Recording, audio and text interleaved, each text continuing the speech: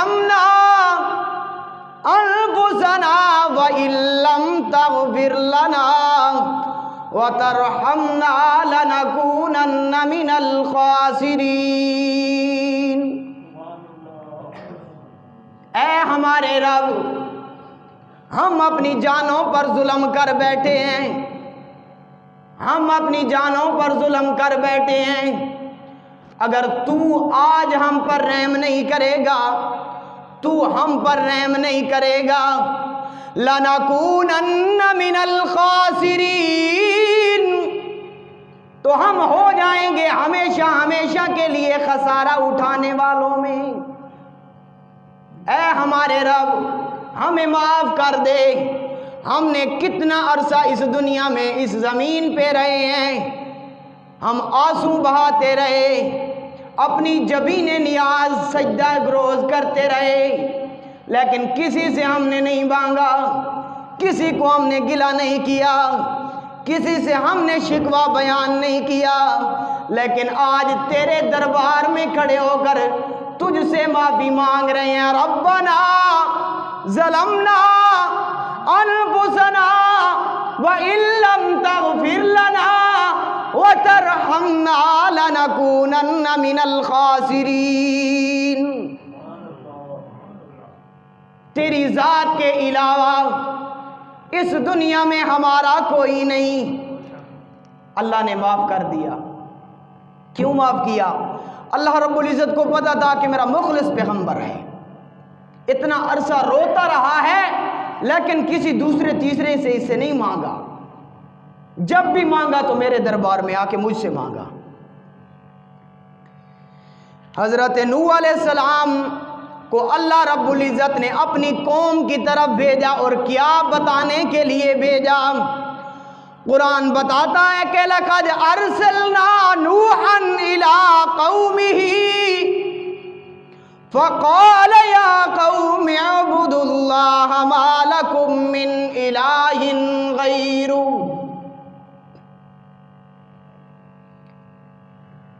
اے میرے نوح پیغمبر، ہم نے آپ کو آپ کی قوم کی طرف بھیجا ہے، ایک پیغمبر بنا کے بھیجا ہے، رسول بنا کے بھیجا ہے۔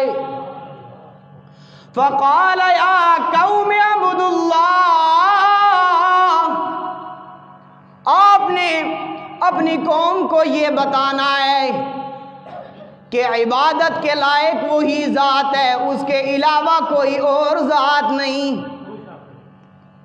اب حضرت نوح علیہ السلام کو بھی یہی حکم ہوا کہ ما لکم من الہ غیر، اس رب العالمین کے علاوہ کسی اور ذات کے سامنے آپ نے نہیں گڑ گڑانا، کسی اور ذات سے نہیں مانگنا۔ جب بھی مانگنے کو دل چاہے تو اس کے دربار میں آ کے تو دیکھ، ندامت کے اشک بہا کے دیکھ، اور پھر وہ دیکھ کہ کس طرح تیری جھولی کو بھرتا ہے۔ حضرت ہود علیہ السلام کو بھی اللہ رب العزت نے اپنی قوم کی طرف بھیجا اور حکم دیا کہ وَإِلَىٰ عَادٍ أَخَاهُمْ هُودًا، کہ اے ہود علیہ السلام، ہم نے آپ کو اپنی قوم کی طرف نبی بنا کے بھیجا ہے۔ قال یا قوم اعبدوا اللہ ما لکم من الہ غیرہ، اپنی قوم کو بتا دو کہ عبادت کے لائق ایک وہی ذات ہے۔ مشکل کشا کون؟ بلند آواز سے، آواز سب کی آنی چاہیے۔ مشکل کشا کون؟ حاجت روا کون؟ میرے سید، میرے استاد سید عبد المجید ندیم شاہ صاحب رحمہ اللہ تعالی، وہ جب یہ بات آتی تو وہ فرماتے تھے کہ مشکل کشا کون؟ اللہ نہ کہو، اللہ ہی۔ کچھ لوگ تو وہ ہیں جو بھی اور ہی میں فرق بیان نہیں کر سکتے۔ اللہ ہی، اللہ کے علاوہ اور مشکلیں حل کرنے والا کوئی نہیں۔ کہ مشکل کشا کون؟ حاجت روا کون؟ بگڑیاں بنانے والا کون؟ آپ کو بیٹے اور بیٹیاں دینے والا کون؟ اللہ رب العزت ہی ہے، تو پھر اسی ذات سے مانگا جائے، اسی کے سامنے گڑ گڑایا جائے، اسی کے سامنے اپنی جبین نیاز کو جھکایا جائے، اس کے علاوہ کسی دوسرے تیسرے دربار میں نہیں جانا۔ وَإِلَىٰ ثَمُودَ أَخَاهُمْ صَالِحًا قَالَ يَا قَوْمِ اعْبُدُوا اللَّهَ مَا لَكُم مِّنْ إِلَٰهٍ غَيْرُهُ، کہ اے صالح، ہم نے آپ کو قوم سمود کی طرف بھیجا ہے۔ قَالَ يَا قَوْمِ اعْبُدُوا اللَّهَ، آپ بتا دو اپنی قوم کو عبادت کے لائق کوئی اللہ ہے، اس کے علاوہ اور کوئی نہیں۔ مَا لَكُم مِّنْ إِلَٰهٍ غَيْرُهُ، اس کے علاوہ اور کوئی ذات نہیں جو مالک ہو، جو مشکل کشا ہو، جو حاجت روا ہو، جو بگڑیاں بنانے والی ہو۔ بلکہ تمام دربار آج کل دنیا میں لگے ہوئے ہیں، سب نے دربار کھولے ہوئے ہیں، اور ان کی یہی صدا ہے کہ کچھ لے کر آؤ گے تو کچھ لے کر جاؤ گے، اگر کچھ نہیں لے کر آؤ گے تو کچھ نہیں ملے گا۔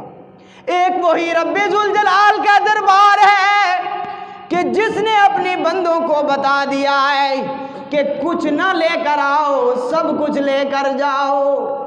ایک بار میرے دربار میں آ کے تو دیکھ، اپنی جبین نیاز جھکا کے تو دیکھ، پھر میں تیری مشکلات کو کیسے حل کرتا ہوں۔ آج کل ہم اللہ سے بھی مانگتے ہیں اور دوسرے درباروں پہ بھی جا کے ہم اپنی منت منوتیاں مناتے ہیں۔ ہمیں ایسا کبھی نہیں کرنا چاہیے۔ آج کل دنیا میں دیکھو، اسی طرح مثال پیش کرتا ہوں، اب اس دنیا کا جھوٹا عاشق ہے، جھوٹا عاشق، وہ اپنی محبت میں کسی دوسرے کو شریک ہونے دیتا ہے؟ کسی دوسرے کو اپنی محبت میں کسی دوسرے کو شریک ہونے دیتا ہے؟ نہیں ہونے دیتا، کبھی بھی نہیں ہونے دیتا۔ جب اس دنیا کا یہ رواج ہے اور یہ قانون ہے کہ جھوٹی محبت والا بھی اپنی محبت میں کسی دوسرے کو شریک نہیں ہونے دیتا، تو وہ حقیقی رب جو سچا محب ہے، اپنے بندوں کے ساتھ حقیقی محبت کرنے والا ہے، جب اس کے ساتھ کوئی تم شریک کرو گے تو وہ آپ کو معاف کر دے گا؟ کبھی بھی نہیں معاف کرے گا۔ یہ واعظ و نصیحت اسی لیے ہے کہ اس دنیا میں اپنی زندگی کو سنوار لو، اپنی زندگی کو بنا لو۔ کوئی پتہ نہیں کہ کبھی آنکھ بند ہو اور پھر جب کھلے تو میدان محشر ہو، پھر اس میں نہ کوئی وقت ملے ہمیں کہ جس وقت میں ہم نیکی کر سکیں، اعمال کو جمع کر سکیں، بس جو کر لیا کر لیا، اس کے بعد کچھ نہیں کرنے والا۔ سب کچھ وہی ہے جو ہم نے اس دنیا میں کما لیا، اس کا بدلہ قیامت میں ملے گا۔ تو آج کے بعد اپنی زندگیوں کو اسی طرح بناؤ جس طرح پاک پیغمبر نے بتایا ہے۔ شرک کو کبھی اپنے نزدیک نہ ہونے دو۔ اب شرک کو بھی پہچانو، شرک کی کئی قسمیں ہیں۔ ہم خود شرک کر لیتے ہیں لیکن ہمیں پتہ نہیں ہوتا کہ ہم نے کیا ہے یا نہیں کیا۔ ہم اپنی نظروں میں کیا ہوتے ہیں؟ صاف ہوتے ہیں، پاک ہوتے ہیں، لیکن اندر اندر ہمارے اعمال جو ہوتے ہیں وہ مشرکانہ ہوتے ہیں۔ خدا را اپنی زندگیوں کو سنوارو۔